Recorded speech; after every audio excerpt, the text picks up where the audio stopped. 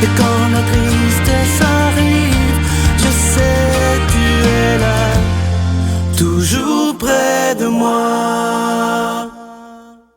Bon vendredi, j'espère que vous allez bien en ce 21 mars. On dirait, moi, quand le 21 mars arrive, on dirait que je revis.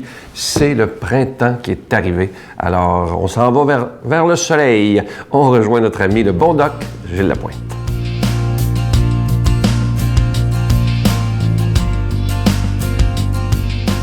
Chers amis, je vous salue, j'espère que vous allez bien. L'importance de l'exercice physique. Vous connaissez mon engouement pour l'activité physique, la mise en forme, parce que j'ai fait de la médecine du sport pendant des années. L'importance de se sentir bien dans sa peau. Voici les points importants que je veux vous souligner qui nous permettent justement d'être en forme, et c'est parce que c'est une superbe prescription. Et si vous saviez l'importance de se sentir bien dans sa peau, premièrement, l'activité physique améliore la mémoire. Pourquoi? C'est de l'énergie et c'est de l'oxygène. Meilleure fonction cognitive. Ça influence l'hippocampe. C'est au niveau du cerveau, j'en parlerai à un moment donné, qui est stimulé. Deuxième chose, ça améliore la posture. Les muscles qui soutiennent le dos, le ventre, amélioration de la tenue. Puis c'est souvent le problème majeur en vieillissant. Autre chose, l'activité physique, faire du sport. Puis je parle pas de faire 4 heures par jour. Non. Juste d'en faire un peu à son rythme. Pas besoin de faire de folie. Augmentation de la confiance en soi. Ça améliore l'apparence, l'estime de soi. Ça permet aussi de socialiser avec les autres et ça permet de nous faire des amis. Et naturellement, de l'endorphine, c'est de l'énergie. On se sent moins stressé. Pourquoi? Le stress négatif rend malade, je vous le dis. Il détruit. Alors, les endorphines libèrent l'esprit et combattent le stress. L'exercice diminue l'anxiété et permet aux gens d'être un peu plus flexibles et permet de s'améliorer, avoir une meilleure amélioration au niveau de ce qu'on vit tous les jours. Amélioration du sommeil. On est moins tendu, le sommeil est plus réparateur, meilleure orientation dans le temps et dans l'espace. Autre chose, que dire de la bonne énergie? C'est prouvé que l'exercice physique procure une meilleure productivité dans toutes les sphères de la vie. Ça apporte un bon équilibre physique et mental et le corps se répare mieux, les cellules se réparent de façon plus adéquate. Autre chose, meilleure performance sexuelle. Vous dites, pourquoi vous parlez de ça? Meilleure circulation sanguine, moins de cholestérol, moins de glycémie, c'est mieux contrôlé, meilleure fonction cardiaque et moins de dysfonction érectile. Autre chose, grande révélation, les gens sont moins malades. Moi, je l'ai vu dans la médecine du sport que je faisais, des gens qui faisaient beaucoup d'activité physique, meilleur système immunitaire, moins de stress négatif, meilleure endurance, des cœurs un peu plus forts. Possibilité d'augmenter l'espérance de vie. On prend soin de soi, prend soin de sa santé, on fait attention, on est discipliné, on se garde en santé, on évite les éléments destructeurs et on veut vivre en santé. Voilà pourquoi ça peut être possibilité d'augmenter l'espérance de vie. Et dernière chose et non la moindre, mesdames, messieurs, on se sent plus heureux. On est moins négatif. Les neurotransmetteurs font leur travail. On a un sentiment d'euphorie. C'est sans drogue, sans pilule. L'humour est amélioré. On est moins vulnérable. On a plus de résistance. On se sent bien comment et où et partout. On se sent bien de la tête aux pieds. Pourquoi? Meilleure circulation dans toutes les cellules et surtout au niveau de son cerveau. Songez-y. Juste un peu d'exercice. Une bonne semaine. Notre Père qui es aux cieux, que ton nom soit sanctifié, que ton règne vienne, que ta volonté soit faite sur la terre comme au ciel. Donne-nous aujourd'hui notre pain de ce jour. Pardonne-nous nos offenses comme nous pardonnons à ceux qui nous ont offensés. Ne nous laisse pas entrer en tentation, mais délivre-nous du mal, car c'est à toi qu'appartient le règne, la puissance et la gloire pour les siècles des siècles. Amen. Depuis déjà quelques semaines, je vous parle de ce don spécial du Carême 2014. Vous savez que, comme on l'a fait l'année dernière, comme on l'a fait dans d'autres années, je vous propose de ne pas avoir de cadeaux. Vous savez, il n'y aura pas de livres, pas de CD, pas de bijoux, mais simplement de dire, est-ce que je suis capable, une fois par année, de donner un don pour que la parole de Dieu soit annoncée sans rien attendre en retour? Rien, juste de dire, Seigneur, moi j'ai le goût de te donner parce que je t'aime, mais aussi parce que je crois essentiel dans le monde dans lequel on vit maintenant, que ta parole soit annoncée. Un jour viendra où ça sera de plus en plus difficile de proclamer notre foi publiquement, et on le voit. Alors, moi, je crois de plus en plus que cette émission, elle est essentielle. Ça fait plus de 19 ans maintenant qu'on est tous ensemble. De plus en plus de personnes écoutent à travers tout le Canada et grâce évidemment à Internet, mais c'est dans le monde entier. Alors moi, je vous fais cette proposition de donner un don pour qu'on puisse continuer sans attendre rien en retour, juste une fois par année. Je vous donne l'adresse. La Victoire de l'Amour, casier postal 120, succursale Boucherville à Boucherville, le J4B 5E6, je vous la redonne. La Victoire de l'Amour, casier postal 120, succursale Boucherville à Boucherville, le J4B 5E6. Et évidemment par carte de crédit, par téléphone, dans le 514-523-4433, 523-4433 ou sans frais, le 1-888-811-9291, 1-888-811-9291 et aussi sur notre site Internet, le www.lavictoiredelamour.org. Merci de votre offrande spéciale du carême.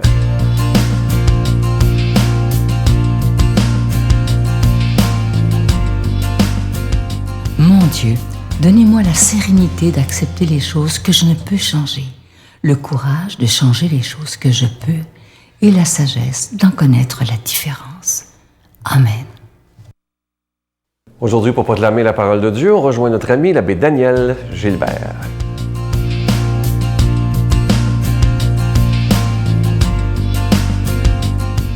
Bonne nouvelle de Jésus-Christ selon saint Matthieu. Jésus disait aux chefs des prêtres et aux pharisiens, « Écoutez cette parabole. Un homme était propriétaire d'un domaine. Il planta une vigne, l'entoura d'une clôture, il creusa un pressoir et y bâtit une tour de garde. Puis il la donna en fermage à des vignerons et partit en voyage. Quand arriva le moment de la vendange, il envoya ses serviteurs auprès des vignerons pour se faire remettre le produit de la vigne. Mais les vignerons se saisirent des serviteurs, frappèrent l'un, tuèrent l'autre, lapidèrent le troisième. De nouveau, le propriétaire envoya d'autres serviteurs plus nombreux que les premiers, mais ils furent traités de la même façon. Finalement, il leur envoya son fils en se disant « Ils respecteront mon fils. » Mais voyant le fils, les vignerons se dirent entre eux « Voici l'héritier, allons-y, tuons-le, nous aurons l'héritage. » Ils se saisirent de lui, le jetèrent hors de la vigne et le tuèrent. Eh bien, quand le maître de la vigne viendra, que fera-t-il à ces vignerons?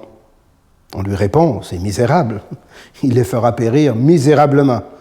Il donnera la vigne en fermage à d'autres vignerons qui en remettront le produit en temps voulu. Jésus leur dit, n'avez-vous jamais lu dans les Écritures, la pierre qu'ont rejetée les bâtisseurs est devenue la pierre angulaire? C'est là l'œuvre du Seigneur, une merveille sous nos yeux. Aussi, je vous le dis, le royaume de Dieu vous sera enlevé pour être donné à un peuple qui lui fera produire son fruit. Acclamons la parole de Dieu. Bonjour à tous, chers amis, j'espère que vous allez bien ce matin. En tout cas, toute une parabole que je viens de vous proclamer. Je pense qu'elle doit nous réveiller un petit peu, cette parole-là, ce matin, avec tout ce qu'elle peut avoir de questionnement. Pourquoi Jésus emploie-t-il de telles images? Vous savez, Jésus emploie des images qui étaient très connues à l'époque pour ses concitoyens. Il s'adresse à des pharisiens, aux scribes. Alors, bien sûr, l'image de la vigne, elle est très présente dans l'Ancien Testament, puisque la vigne, c'est Dieu lui-même qui l'a choisi, c'est le peuple d'Israël. Donc, c'est un fait historique, ça, vous savez, dans la Bible, depuis Abraham, Moïse, Jacob, qui va devenir plus tard Israël, avec ses 12 fils, les 12 tribus d'Israël, c'est ça, la vigne que le Seigneur a choisie, qu'il a formé, la tour de garde, il l'a faite pour les protéger et les guider pour qu'ils soient le signe devant toutes les nations de la foi en lui. Vous voyez, cette image est donc très connue des gens à qui il s'adresse. Et on comprend tout de suite de quoi il parle. Parce que c'est vrai que dans l'histoire d'Israël, on a tué les prophètes. On les a jetés hors de la vigne et on a voulu contrôler la vigne du Seigneur. Contrôler le peuple que Dieu avait choisi. Alors vous comprenez la réaction des pharisiens. Ils disent, là, il est en train de nous viser là-dedans. Oui, parce que effectivement, qu'est-ce qui va arriver à ce Fils que Dieu va envoyer à la fin des temps? À Jésus? Eh bien, on va aussi le faire mettre à mort. Et Jésus, vous savez, il va être crucifié où? en dehors des murs de Jérusalem, en dehors de la vigne. Mais ce n'est pas parce qu'il y a des gens qui s'opposent, je dirais, au projet de Dieu, que le projet de Dieu s'arrête là. Et c'est ça la bonne nouvelle pour nous autres ce matin. Cette vigne-là, même si on a tué l'héritier, le dernier, le fils, qui va faire une nouvelle alliance avec le monde, eh bien Dieu continue son histoire, mais avec un nouveau peuple, avec de nouveaux vignerons. Puis ces vignerons-là, chers amis, il faut bien le dire, c'est nous autres. C'est les chrétiens et les chrétiennes baptisés en Jésus. C'est nous qui avons à porter au monde aujourd'hui ce témoignage-là de la bonne nouvelle, de la présence de Dieu au cœur de son monde. Bon, bien sûr, vous allez me dire, ouais, c'est toute une responsabilité. Puis moi, comme prêtre, je peux vous dire, souvent, je la ressens, moi, cette responsabilité-là sur mes épaules, pauvre vigneron que je suis, et pauvre vigneron que nous sommes aussi dans l'Église aujourd'hui, une Église dépouillée, humble, avec peu de moyens, mais c'est pas grave, parce que c'est la vigne du Seigneur. C'est le Seigneur qui l'a choisi. Il est la pierre angulaire. Vous savez, c'est quoi une pierre angulaire? Quand on faisait des grandes arches, quand on faisait des grands bâtiments à l'époque, c'était toujours la dernière pierre qu'on mettait dans l'arche. Et puis, quand on enlevait les échafauds, c'est là qu'on voyait si c'était assez solide, la construction. Si elle demeurait en place, la pierre angulaire accomplissait son œuvre, l'œuvre du Seigneur. Jésus, il est la pierre angulaire. On a juste, je dirais, à s'appuyer sur lui et rien ne devrait nous faire peur, chers amis. Même s'il y a des persécutions contre les chrétiens dans notre monde d'aujourd'hui, appuyons-nous sur la pierre angulaire. Nous sommes les vignerons et le Seigneur nous donne toutes les grâces qu'on a besoin au fur et à mesure pour continuer son œuvre dans notre monde. C'est l'œuvre du Seigneur, mais l'œuvre du Seigneur elle passe à travers des témoins, des hommes, des femmes qui mettent leur foi en lui. Alors moi, là-dessus, je vous donne toutes mes bénédictions au nom du Père et du Fils et du Saint-Esprit. Amen. Je vous salue Marie, pleine de grâce.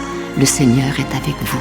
Vous êtes bénie entre toutes les femmes, et Jésus, le fruit de vos entrailles, est béni. Sainte Marie, Mère de Dieu, priez pour nous pauvres pécheurs, maintenant et à l'heure de notre mort. Amen.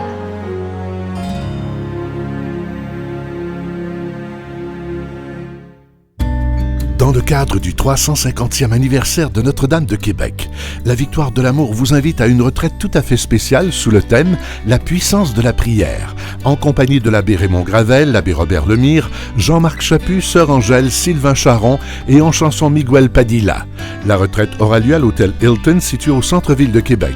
Nous vivrons ensemble une célébration eucharistique à la basilique Notre-Dame de Québec et nous traverserons la Porte Sainte les 16, 17 et 18 mai prochains.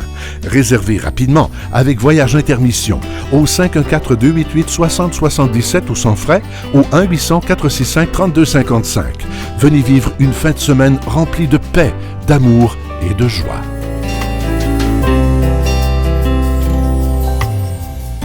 Je vais prendre encore une fois le temps de vous remercier de tout cœur de votre grande générosité en ce mois du carême. Vous le savez, il n'y a pas de cadeau du mois. Je pense que le plus beau cadeau qu'on peut vous offrir, c'est de se dire, on va être capable de garder ces émissions en ondes. Imaginez, ça fait maintenant 19 ans. Moi, je compte sur vous afin que, évidemment, je compte sur votre prière, mais aussi sur votre générosité. C'est toujours un risque. Chaque fois qu'on dit qu'il n'y a pas de cadeau, c'est un peu énervant, mais moi, j'ai décidé de tout remettre dans les mains de Jésus lui-même, et c'est lui qui s'en occupe. Je vous souhaite une belle journée.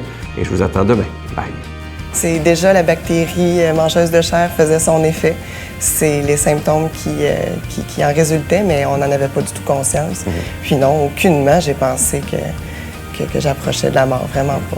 Et vous avez été dans le coma, si j'ai bien... Oui, ils m'ont provoqué le coma, justement pour laisser le corps laisser place à ce que la guérison se fasse. La Victoire de l'Amour remercie de tout cœur les Résidences Soleil de leur accueil si chaleureux.